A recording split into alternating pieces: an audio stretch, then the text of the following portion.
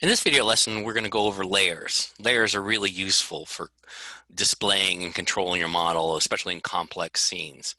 So in Maya, you have a nice, sophisticated system for setting up all your layers. So what do you need to do? First thing is you need an object. So I'm going to create my usual little cube, and I'm going to zoom in on it. So I'm going to type F, and now I have my cube here. So you see that? I showed some different display controls. I'm going to switch on my wireframe overshaded here so you can see it a little better. There we go. So now I want to set up a layer. So what I'm going to do is you go down here to the layer window here. You can make it a little bigger if you want. You can move this up. Okay. So what I'm going to do is the first thing I'm going to do is show just some basic layer controls and how you can work with them. So the key thing here is if you want to make just a layer. This is a little layer here, and there's nothing on it. Like I can put things on it. So the way you would put a model on it is you would select the model, then you would go over to the layer, and then you would do this. Say add selected objects. Okay. Now the great thing about the layer is you can switch them on and you can switch them off. Okay. So I have that switched off. I'm going to make another object here. I'm going to make a sphere. Okay. Now I have a sphere here. And what I'm going to do is I'm going to put that on a layer.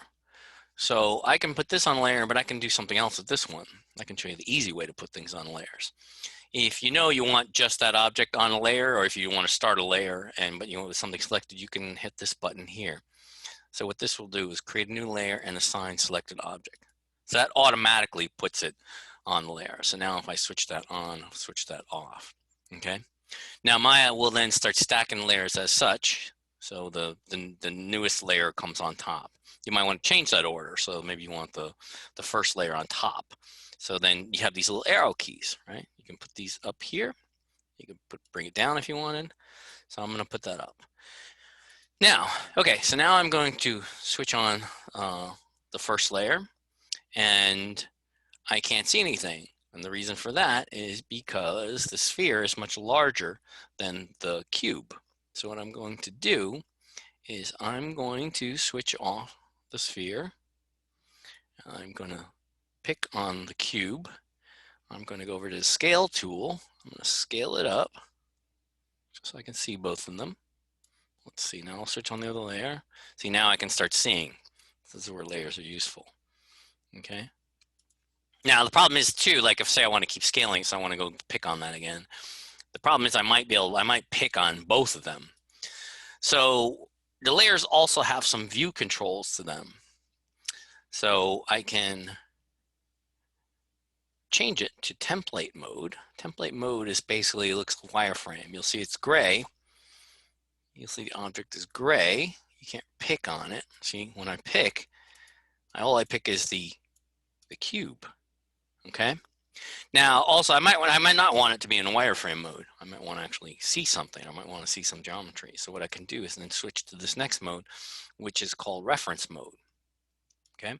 So now I can see everything, but when I do a window select with the left mouse button, I still only pick the cube. Okay. This is very handy when you get into really complicated scenes. You have a lot of little parts and you're trying to pick on something, you're trying to move something. I swear by layers. I put everything on layers, and then I can, keep them in whatever state I want. So that's very useful there. And a lot of times too, when I'm not working on something, I put everything in reference mode. A lot of times when I save a file out, I put everything in reference mode, because when I pop it open again, just in case I pick on something wrong or move something by accident.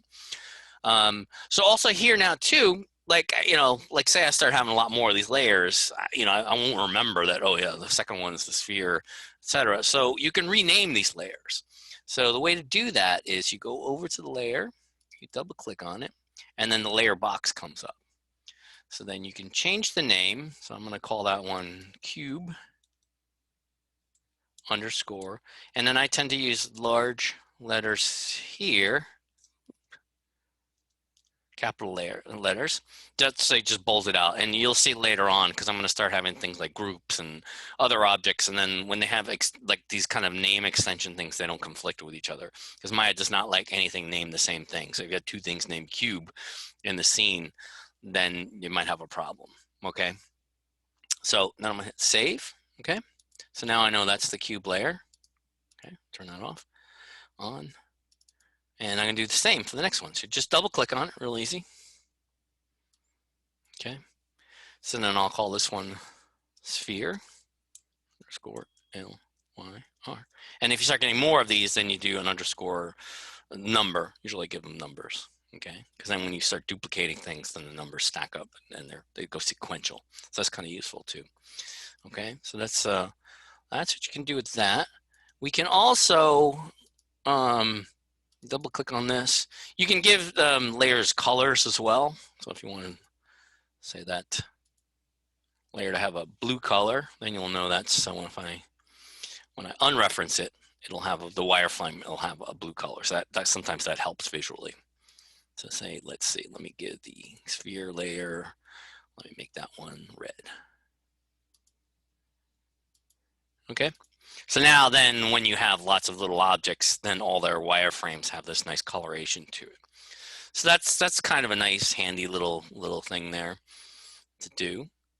And then sometimes also what I'll do is over here in the outliner, I'll rename things here as well. This doesn't have anything to do with the layers, but sometimes it just keeps things clean. So I'll give it cube.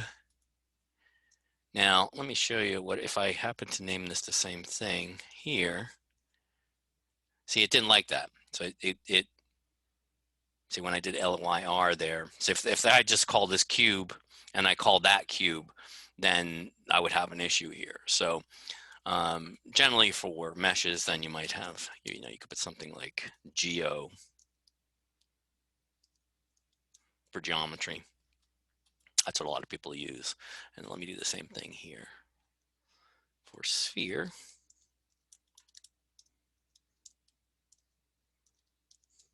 Okay, that way names never conflict. And there's some other these kind of large extensions that you can use too that I'll tell you later in the semester. But yeah, so that's layers. And as I said, layers are incredibly useful. So, and I totally encourage you to use layers. They really help with visualization. They help when models get complex and just on a whole different levels. And they're not very hard to work with and to make. Okay. Okay, on to the next lesson.